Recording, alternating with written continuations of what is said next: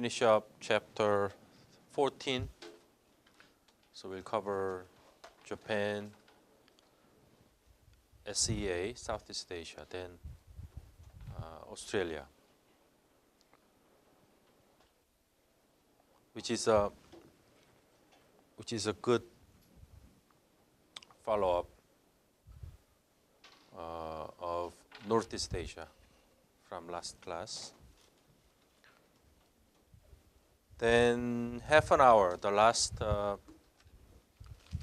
an hour, go over the chapters for quiz from chapter 6. I'll tell you which one you need to focus more, stuff like that. So today's focus is on Japan. Last class focus was on NEA, Northeast Asia. Right? I was discussing the integration of Russia into China, Korea, Japan. Then the recent Russia-China gas agreement, the impact of that, the importance of Russia-China gas agreement. I think, as I recall, there are several points that I have not highlighted enough last class. And I have some conversation with a couple of students after class. And I told them some of the remaining points. I think to repeat a little bit the things that we discussed last class, the Russian integration into the Asia Pacific has been around for many years. You can go back to the even 70s, 80s. But despite all the talk, the implementation has not been clearly witnessed yet. The importance of Russia-China gas agreement is whether or not current time will be an important turning point in terms of the Russian integration into the Asia-Pacific economy. Second, the way things go, I think the importance of Russian-Chinese gas agreement is that Russia tackled China first, right? Before they turn to Korea and Japan. In terms of the assessment of Russia-China gas agreement, my take on Russia-China gas agreement is a little bit different from what is reported in the newspaper, because what is reported in newspaper, the general mood surrounding Russia-China gas agreement is that Russia is fighting back. That's the image you get, right? Russia is fighting back. U.S. pivot to Asia is backfiring because the alliance of China, Russia will have a huge impact. But the way I see it, this is the general attitude of most newspaper reporters. But the way I see it, if you look over all the history of Russian integration into the Asia Pacific, is that I think this game of Russia-China gas agreement is not a winning game over the long term. In the short term, Russia have some benefits from it, but over the long term, Russia will lose. China benefits more from this because number one point, I think this is again so-called loans for gas agreement, right? The money comes from China. China funds everything, right? Russia provides natural gas. Again, 2009, this is not unprecedented, right? There was huge agreement between China and Russia over oil, 2009, right? That was the beginning of ESPO 1. ESPO 1 is about, right, China funding Russian oil projects and building oil pipeline. That's ESPO 1, right? And thanks to that, Russia was able to develop oil from East Siberia and build a pipeline, right, ESPO 1. Then in return, China gets branch pipeline from, right, long East Siberian Pacific oil pipeline. This time it's about natural gas, right? Very similar, but we can call it so-called the gas for loans deal between Russia and China. 2009 deal was loan for oil projects. So it's the nature of Russian-Chinese natural gas agreement. The nature of it is similar to China-African resource contracts rather than Russian-German or Russian-European kind of agreement, right? So given that, I think over the long term, Russia must diversify from the reliance on China, so that, but the point is, the important point is, what could Korea can provide, right? What could Japan provide? The things that China cannot provide, that is important. I had a seminar with a delegation from Russian Energy Institute yesterday in the afternoon, and we discussed this. I made the same point. You know, I think this huge $400 billion 30-year natural gas deal will perpetuate Russian dependence on Chinese capital or Chinese consumption. So Russia should develop similar agreements with China and Japan, which I think Russia is more likely to do that sooner or later, right? 2011, August 2011, Korea almost got it, right? Korea almost got Russian natural gas when Kim Jong-il, before he died, met with President Medvedev and North Korean leader, South Korean leader, Gazprom, right?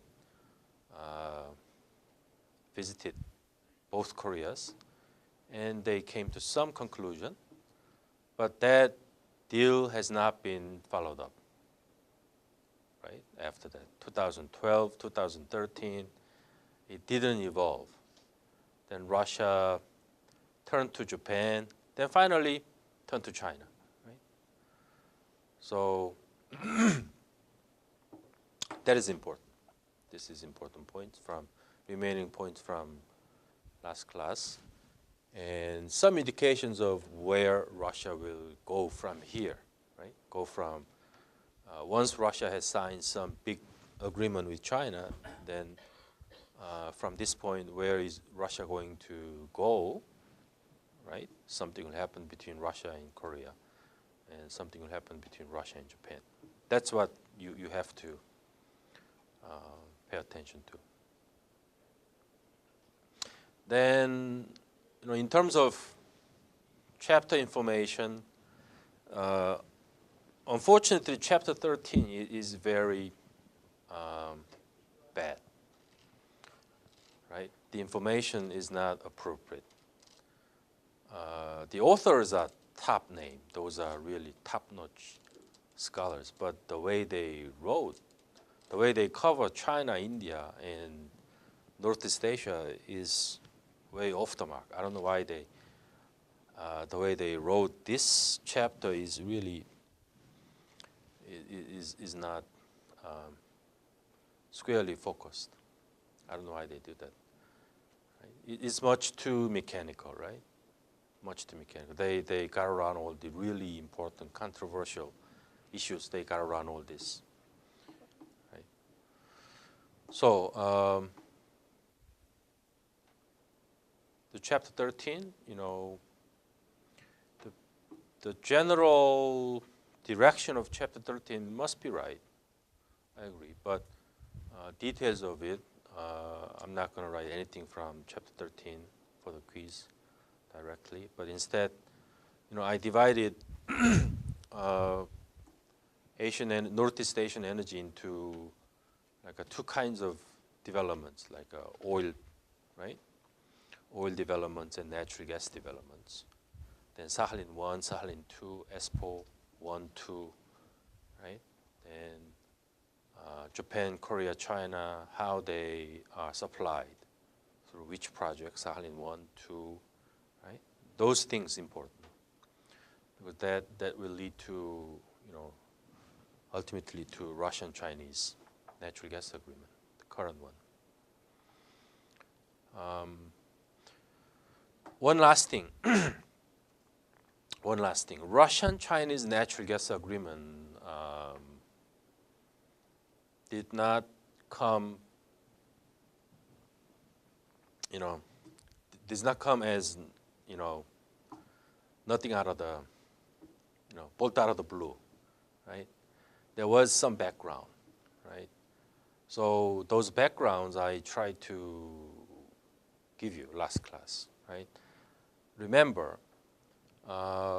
Russia, in yesterday's conference I made several other points. In other words, the period of 2009, 2013, right? Period of 2009, 2013. This is important period to understand. To understand Russian-Chinese natural gas agreement. Maybe global energy and Asian energy after Ukrainian crisis and after Russian-Chinese natural gas agreement will be different. So we are about to enter global energy politics 2.0, right? Or Asian energy 2.0. Then 1.0 is 2009, 2013. Or 2014, March 2014. Or May 2014. That's global energy politics 1.0. Then how do we characterize 1.0?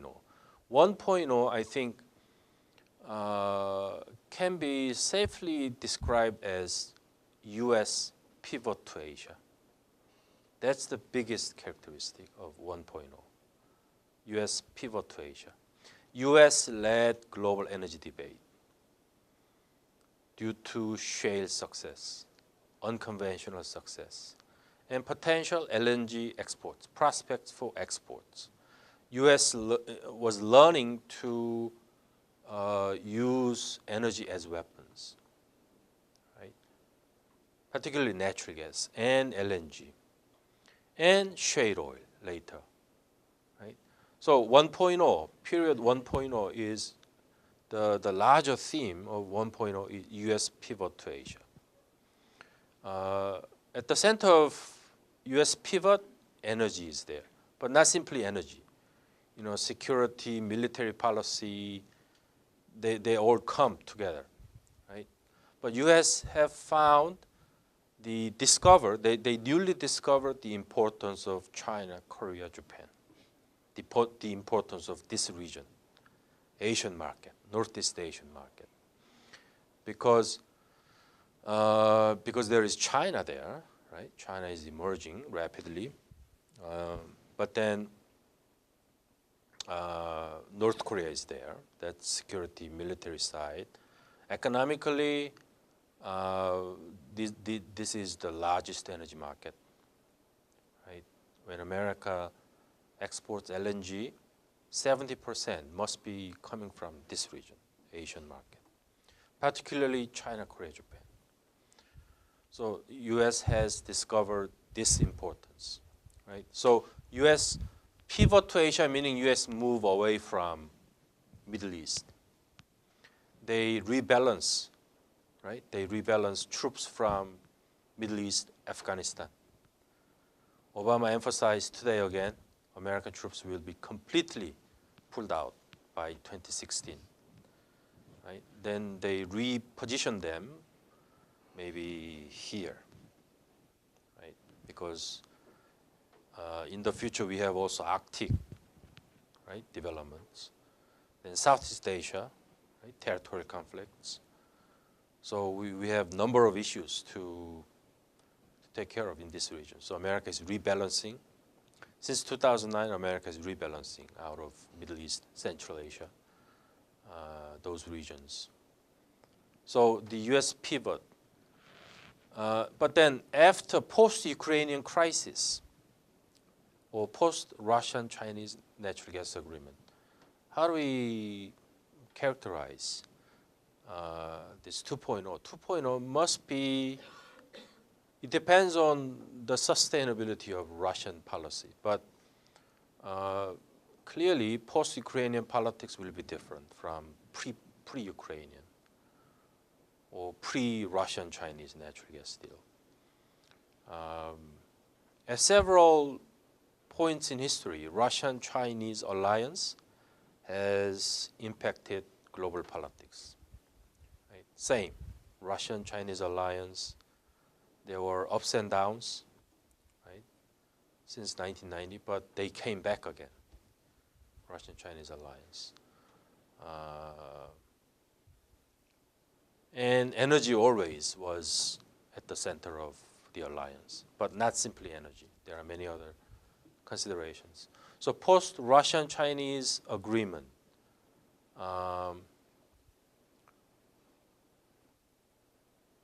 maybe, I mean, we can characterize them as, I did it, I mean, yesterday in the afternoon, maybe Russian pivot to Asia. Russian pivot to Asia. Then we need to understand the contents of Russian pivot, right? The contents of it, the general goals, strategic goals of Russia, and as part of it, you know, energy goal, right? But then other strategic goals.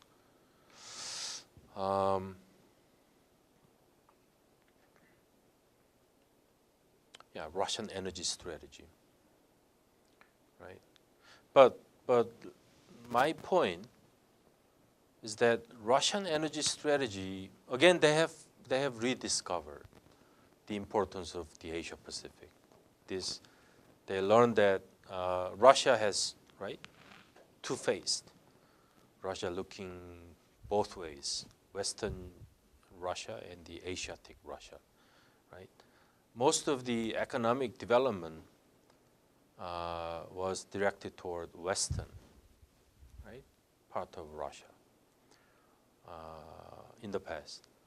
But like I said, the gap is widening between Asiatic Russia, Western Russia, right? Then identity problem is also related, right? The way they identify themselves, you know, is Russia a European country? Or is Russia an Asian country, right?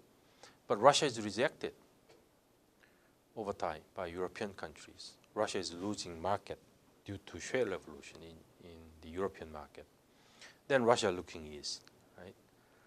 So it's a natural, I think, reorientation. But at the same time, it's a reorientation. It's not just natural, but forced by Chinese rise. So this is the importance of the paradox of Russian-Chinese natural gas agreement. It's not solely Russia-directed outcome, right? Because Russia, if Russia wanted, Russia was able to do it. Russia was able to sign it way back in the past. But Russia delayed, but now, I think due to many external conditions, Russia no longer cannot delay this time. Right? They have reached really the dilemma, right? So this is the another side to the Russian-Chinese natural gas agreement.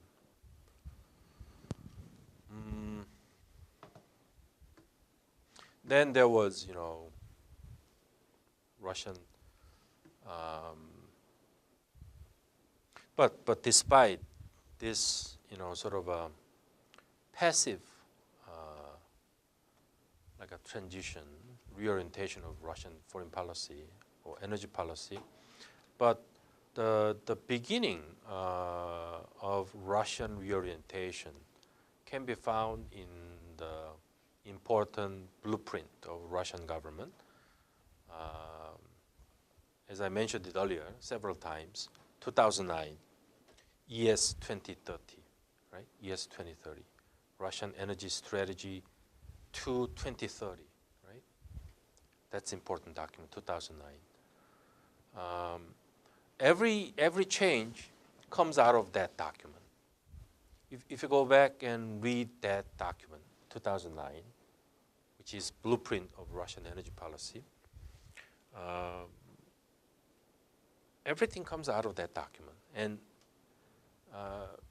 every move Russia makes is carefully planned and implemented according to that book, right? So this is, I think, a positive aspect, right? Positive aspect of we can see some sustainability. It's not improvisation. It's carefully planned implementation of that document, 2030 document, according to which, you know, right? Russia is going to redirect oil and gas exports away from Europe to the Asia-Pacific market. Oil 25% to 2030, 30-35. Gas 20%, right? So currently we need to look the shares of Russian exports for CJK, but that share on both counts, oil and gas, the share is growing incrementally over time, right? From 4%, 5%. On the average, it must be around, differ from country to country, CJK, but it must be around 10%, 9%, 10%. So far, I think I showed you through slides. 2009, 2013, the basic characteristic is U.S. pivot to Asia. But amidst U.S. pivot, Russia has implemented many oil and gas important strategies according to that document, right? Beginning with April 2009, LNG terminal opening, right? The southern tip of Sakhalin Island. That's the beginning, April 2009. Historic opening. In so doing, Russia, for the first time, began to export LNG, right? Russia, traditionally PNG exporter, not LNG. For the first time, Russia opened LNG through Sakhalin, right? Southern tip of Sakhalin. So that's April 2009. That's the beginning of this implementation. Then LNG goes to, right?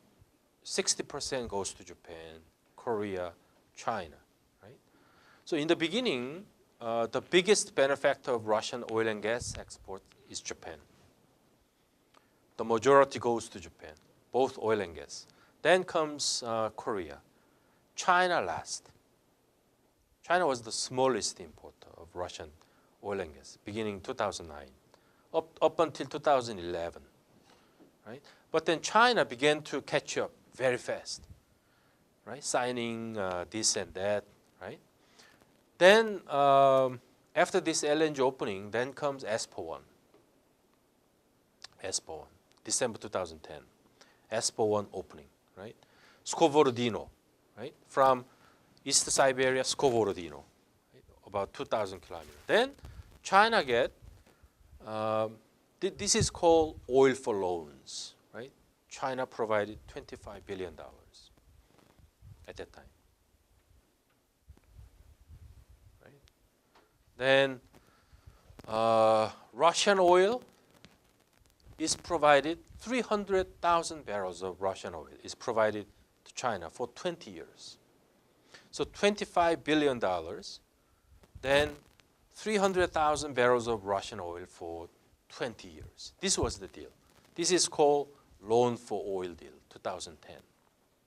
Then China gets this through branch pipeline from Skvorodino, right? Mohe, Daqing, right? This is second important, I think, event. I mean, in terms of implementation of the document. Then, like I said, ESPO 2, right? Up until December 2012, ESPO 2 was not completed, right? Then railroad carrying oil. So railroad carrying the remaining 300,000 barrels to Cozumel Pacific Port.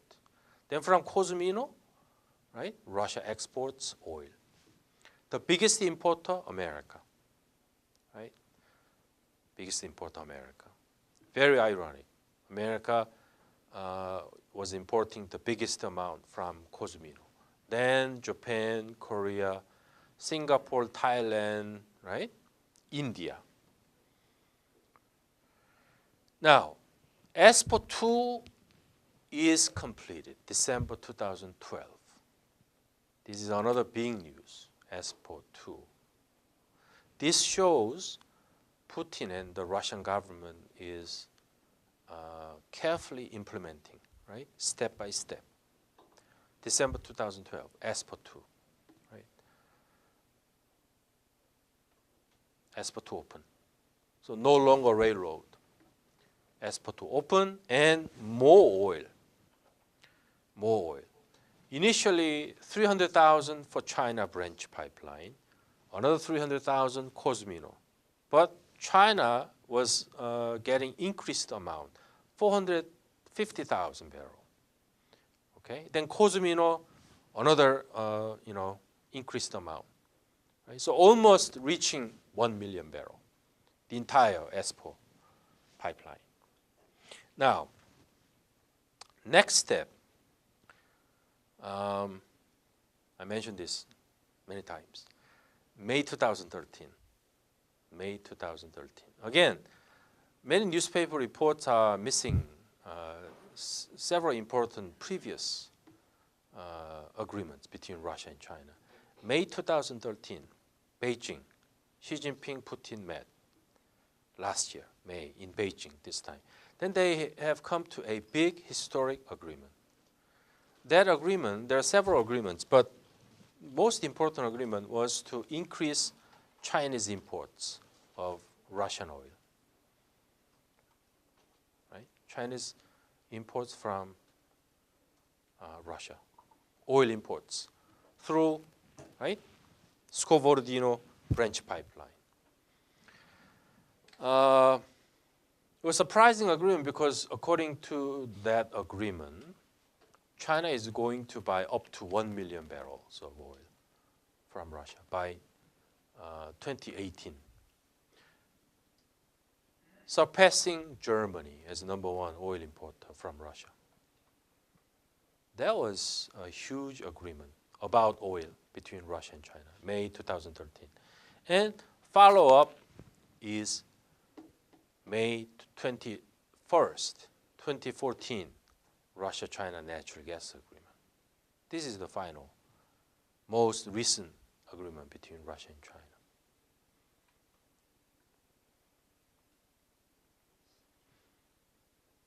Russia-Korea agreement that was put on hold 2 years ago has not surfaced yet. It might surface again soon, so you might want to watch out what will happen soon between Russia-China, Russia-Korea, and Russia and Japan. Now, Japan. This chapter, chapter 14. Japan, this chapter covers most important, I think, section in this chapter is Japanese energy security. This chapter, I think, gives a good overview of Japanese energy security, energy policy. Right? Japanese energy policy going back to history, right? History. Japanese energy security, energy concerns, right? Every country has concerns about energy. Chapter 13 didn't do a good job of describing Chinese energy concerns, right? What is Chinese energy security? What is Chinese energy policy? Chapter 13 didn't do that. You never know, I mean, by reading chapter 13, right? What are Chinese major energy concerns? Right? What is Chinese energy policy? Again, how is it different from Japanese energy policy, Japanese energy security, right? Just off the top of my head, I think Chinese energy security, more than anything else, most important thing about Chinese energy security is that they are rapidly becoming a huge energy consumer, right? Due to rapid economic growth, population growth. There's an immense amount of energy consumption. So that despite the fact that China is both oil and gas producer for a long time, China has become net energy importer of both oil and gas. That's number one energy security concern. China has become net energy importer. They have to rely on import sources. That's big number one energy concern of China. How do they meet, right? Immense energy consumption. That's number one energy security concern for China. Right? Both oil and gas. They have become net oil importer 1999. Natural gas importer, they have become natural gas importer 2009. Right? Up to that time, China was producing internally, right? Self-sufficient. Up to that time. Now, number two energy concern for China is so-called sea lanes of communications. Sea lanes of communication, SLOC, sea lanes of communications. In other words, if you look at the map, global map, when China imports both oil and gas through ships, right? Those ships pass particular routes, right? Whether it comes from Africa or whether it comes from Middle East or Latin America, it must pass particular, right, sea lanes, right? And those sea lanes linking Chinese ports and global suppliers, global energy suppliers, 2/3 of these energy trading, right, passes so-called the Strait of Malacca. Strait of Malacca, right, near Singapore. 2/3, right, 2/3. And the Strait of Malacca is controlled by U.S. Navy, right? U.S. Navy. So that's the biggest concern of China. So when America puts interdiction on, right, the passage of ships here in this region, then China will be powerless. China will be out of energy supplies. This is the biggest concern. Then, if you are a Chinese policymaker, then what would you do to get around this problem? You need to import every day, right? But if some contingency happens over these sea lanes, then as preparation, then you need to, right? You need to prepare something. Then you make overland routes. That's Chinese preparation, overland routes, which is through Central Asia. Central Asia.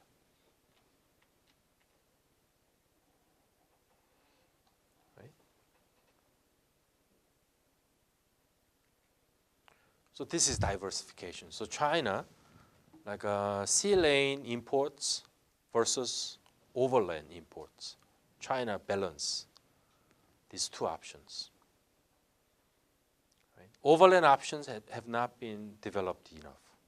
So China lately have been developing overland options through Central Asia, like through right, Kazakhstan, right, Turkmenistan. This is right. This is alternative routes for China to get around U.S.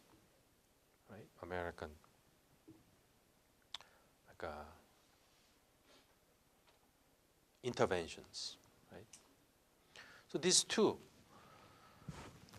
biggest concerns for China. Then Japanese energy concern. What are Japanese energy concerns? I think you can get lots of indications about Japanese energy concern. Japan is, I think, much more vulnerable compared to China in terms of energy security. Right. Number one, Japan is lacking indigenous production. Right. Japan solely depends from the very beginning. Japan depends. How much percentage? Maybe more than 95%. 95% of all the energy sources, they rely on imports from the beginning. Right? From the beginning. That's number one energy concern.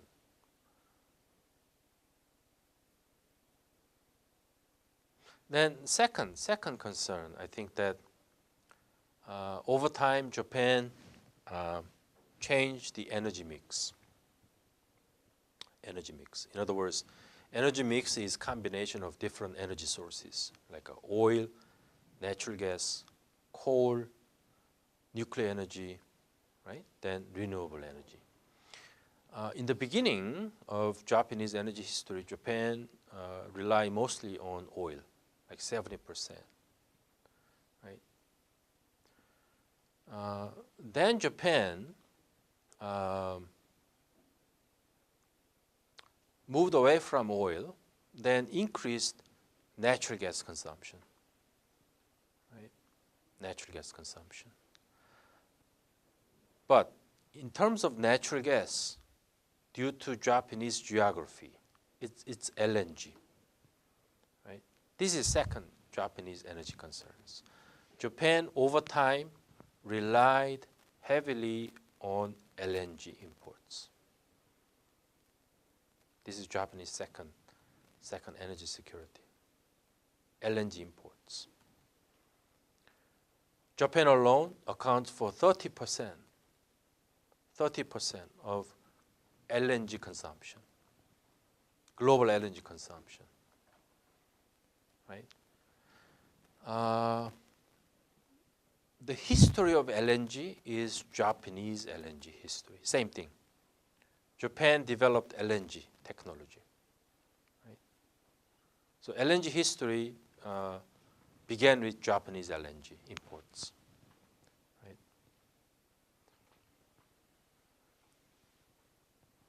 I don't know when, probably 1960s.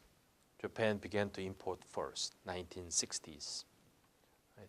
At that time, I think the first provider was Alaska, the US. The first shipping was from Alaska. Then Japan moved on to most Japanese LNG imports through between Japan and Southeast Asia, right? Indonesia, Malaysia, Brunei. Those three are traditional like a supplier for Japan, LNG supplier. Japan developed them, right? Malaysia, Indonesia, Brunei. Those are traditional supplier for LNG. 1970s, 80s, 90s. Right? So this is Japanese second concern, LNG imports. Japanese energy mix has changed from oil reliance to LNG reliance. Third energy concern is post-Fukushima accident. I mean, post-Fukushima development. In other words, along with LNG, right? Japan also developed nuclear energy. Japan is a powerful LNG country, right? 52 power plants, nuclear power plants. But March 2011, Fukushima accident, right?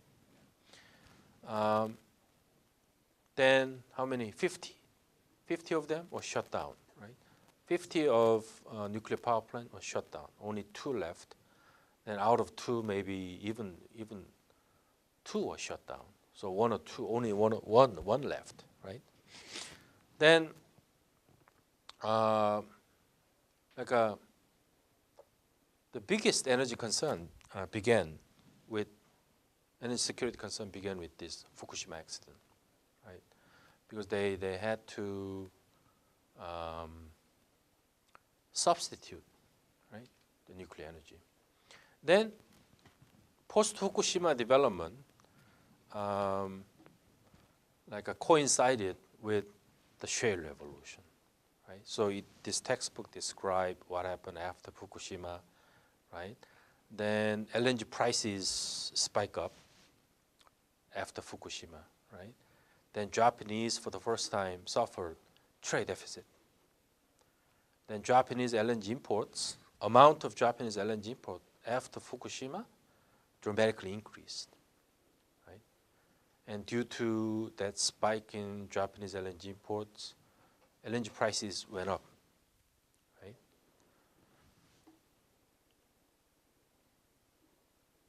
Then U.S. was giving signal of potential exports from the U.S.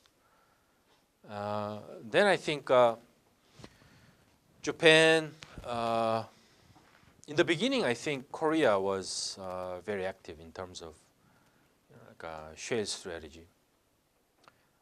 Korea-U.S. shale relationship rapidly developed, but Japan overtook Korea. Then if you look at today's situation, I think there were 6 terminals permitted from DOE, U.S. DOE, Department of Energy, gave out 6 permits on terminals that were built mostly on the southeastern Gulf of Mexico area.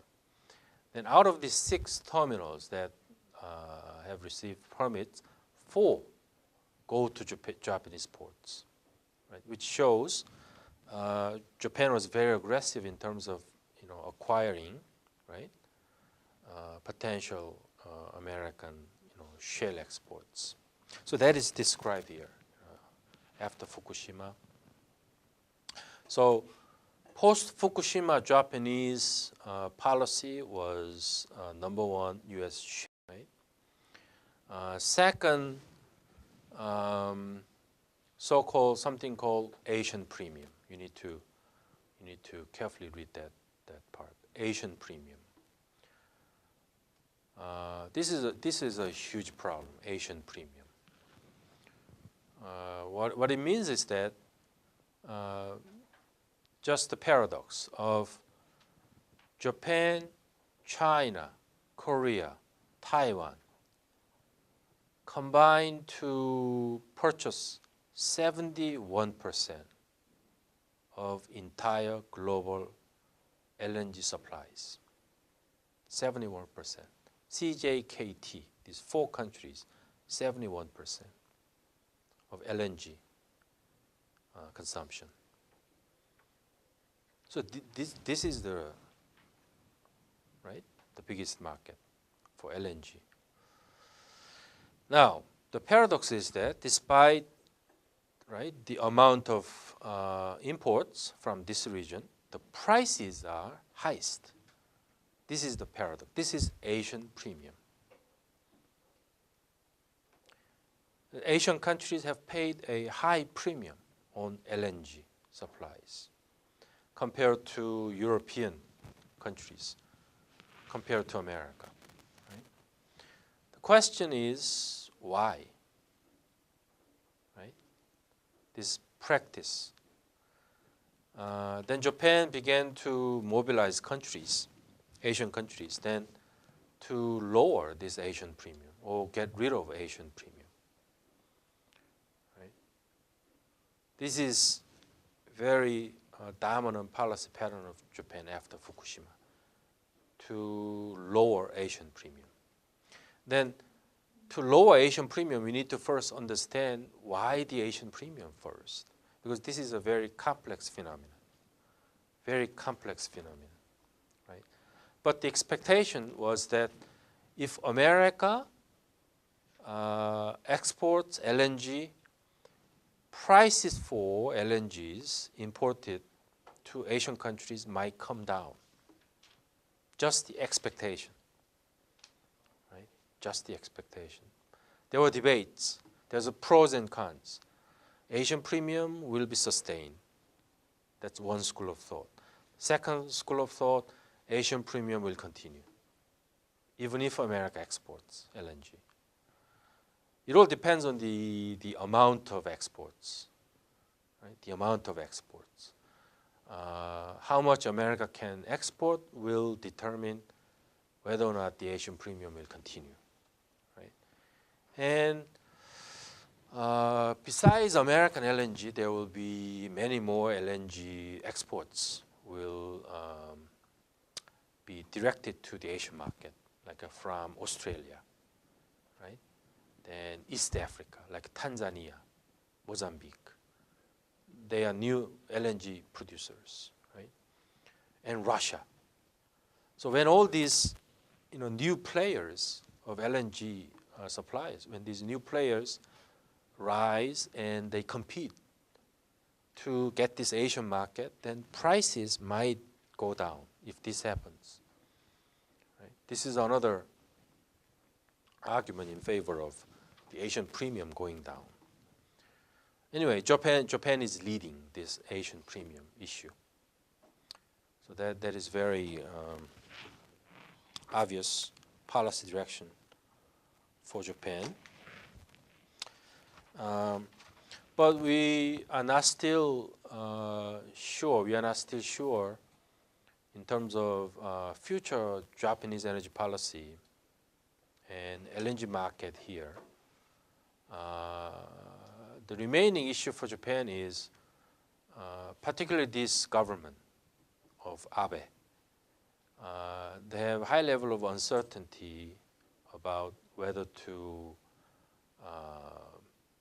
go for more nuclear or abandon nuclear energy. It's not sure, right? So Japan still might restart those nuclear power plants after some safety standards have been introduced. So that will change, right? Future Japanese energy policy and future Asian energy balance, right? If Japan restarts many of these 50 or 52 shut down nuclear power plants, I don't think that Japan will buy the amount of US shale we are talking about in the future. So this is remaining issue for Japan's energy security, restarting of power plants, nuclear power plants. Same goes for Korea. Korean policy is not decided yet. How much nuclear energy in terms of energy mix for Korea has not been decided. Right? So that's for Japan. I think most of it covers. And some information about Japanese energy, like a company structure, right? Like a JOMEC, they discussed JOMEC. Again, this is important. I mean, in chapter 13, there was a little bit of information about Chinese energy structure. Like there are 3 NOC, national oil company in China, big national oil company. The 3 big national oil companies, they are in the lead in terms of investing overseas, acquiring shares in oil fields, oil and gas fields. So 3 Chinese NOCs, they are in the lead. And the 3 Chinese NOCs are backed up by the government bank, right? So China has money. Then these three NOCs, they go to Africa, right? Then they purchase these shares in these big oil and gas fields. That's Chinese style. Japanese style, a little bit different. Japanese style, a little bit different. There's only one national oil company in Japan, which is JNOC. Used to be JNOC, but JNOC is reorganized into JOMEC, right? JOGMOC, JOMEC. That's national, not only oil and gas, but also mineral, right? Everything is merged into one huge umbrella resource company, JOMEC. Then JOMEC is in the lead in terms of acquiring assets, right? Buying assets, investing in oil and gas fields. But along with JOMEC, Japanese system of energy development is Japan has many private companies like a Mitsubishi, Mitsui, things like that, right? And those companies are just engaged in multiple business, not only energy, which is same as Korea. Korean energy structure, we have two national oil and gas companies. Oil, we have KNOC, Korea National Oil Corporation. Natural gas, KOGAS, Korea Gas Corporation. So we have two big national oil companies. Then we have many different private companies, like a Mitsui, Mitsubishi, like a GS, Caltex, then SK. We have a number of private companies that are engaged in overseas oil and gas development business. So very similar to Japanese style. Now, Southeast Asia. Southeast Asia.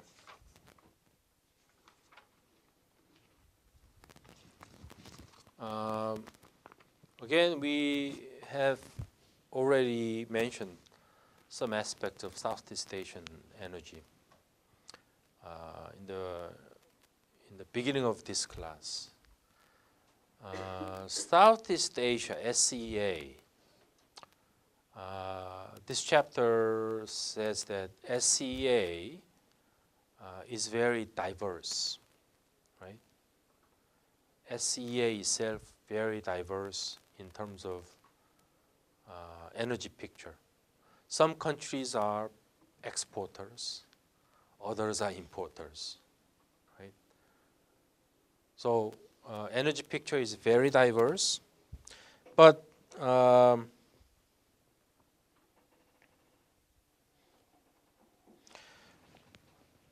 in general, SEA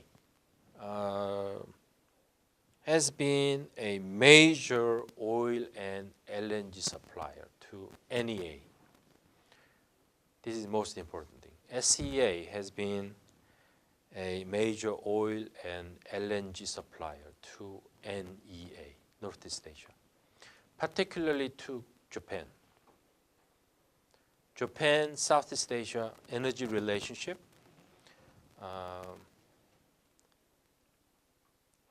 It has a long-standing relationship.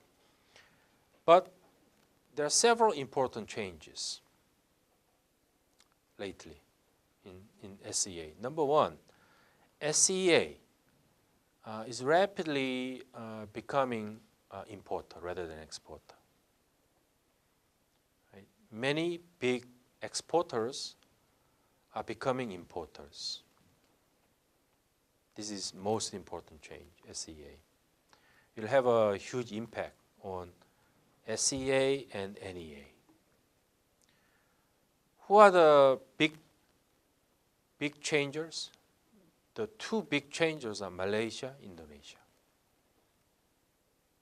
Due to domestic consumption, their economies are growing, so that much consumption happens internally. So Malaysia, Indonesia already have become importer.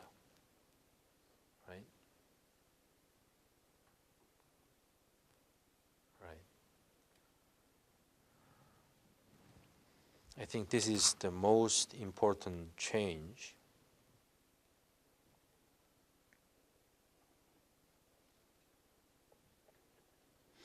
Already, oil is more problematic. Oil is more problematic. 3/4 of the region's oil imports come from the Middle East. Right?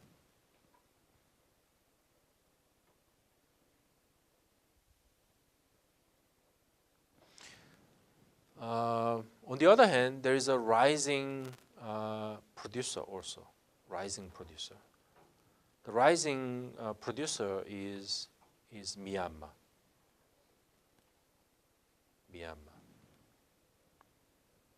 Burma, right?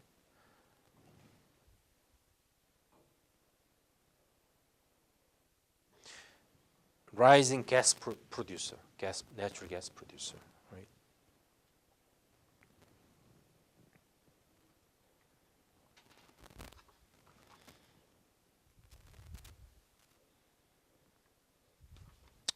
Then second aspect of SEA is that SEA is becoming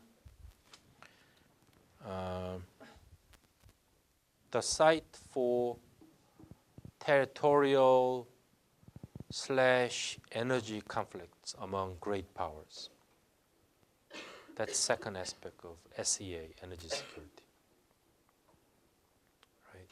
US, China, Russia, India, they all struggle to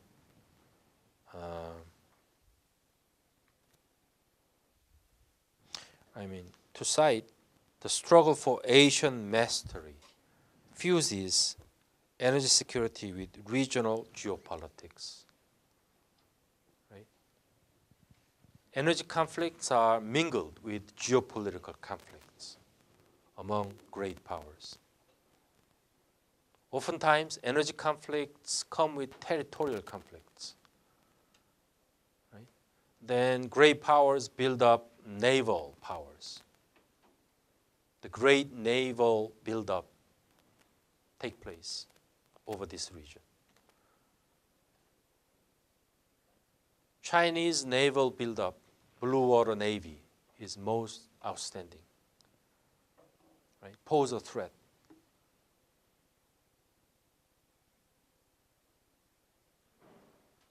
Then daily news about Chinese, Vietnamese, right, bickering over, right, some ships navigating this region. That happens a lot.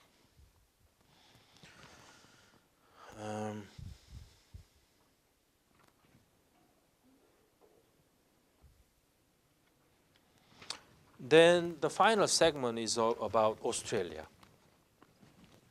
Australia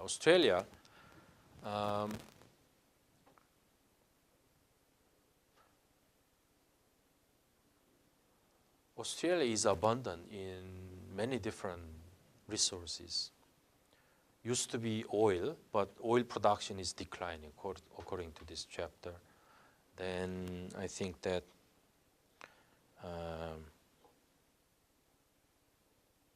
second largest coal exporter,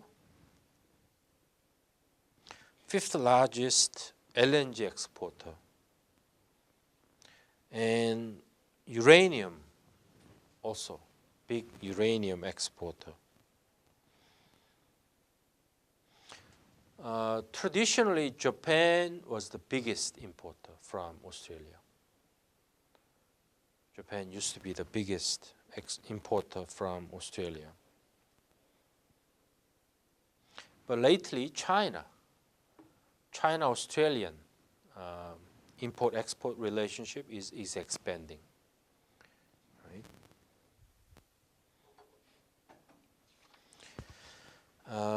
Most important future energy item for Australia is what? LNG. So currently fifth largest LNG exporter, but by 2017, if you read this chapter, 2016 or 2017 is presented as an important turning point. 16 or 17, it depends on. I think that this chapter argues that 2016. This chapter says 2016 is a turning point. By 2016, this chapter and also many different reports argue, by 2016 the market, LNG market will be tight. Tight meaning demand will be bigger than supply. That's the meaning of tight. By 2016 the LNG market will be tight. Right? Demand will be continue to be big compared to supply. But 2016, right, after 2016, the market, LNG market will change. There will be much more supply available. So tightening will loosen up after 2016. This is what many analysts predict. Right? Why? After 2016, there will be many new suppliers. Right? Many new suppliers, including U.S., right? Including U.S., shale, mostly shale LNG, then East Africa, then Russia, Sakhalin 3 by that time, Sakhalin 3 LNG, not only Sakhalin 2 LNG, Sakhalin 3 LNG. So Russia will join as a new supplier, LNG supplier, although still small. Then Australia. Not only just small supplier, Australia will be number one, expected to be number one exporter, LNG exporter, surpassing Qatar. So Australia will jump maybe 5 stages from current 5th, right, top. That's the expectation. So that's LNG boom in Australia.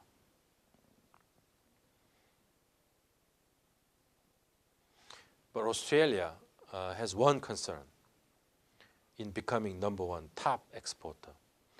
One is threats from U.S. LNG exports, competition. Because Australian LNG is mostly, in terms of cost, high-cost projects. Australian projects are high-cost projects. So that the price for Australian LNG compared to other LNG projects higher. Right? So this is the biggest threat facing Australia.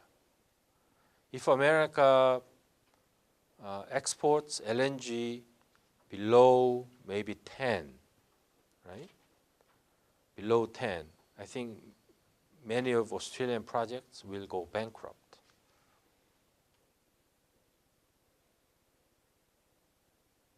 Current price of 16, 17 is what Australia is producing for, roughly.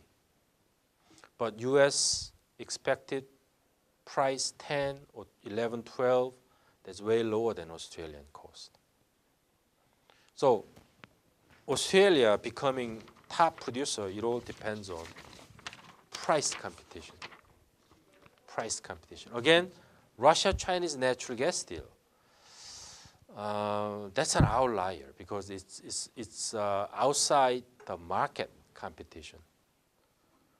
That's why we wonder what price they signed, right? What price they signed, we don't know yet. Right? I don't think Chinese are stupid. Chinese will buy a lot of natural gas from Australia in the future. They must have compared, right, future Australian price and maybe US price to Russian price, right? So everything is about price. So I think we finished everything. Now,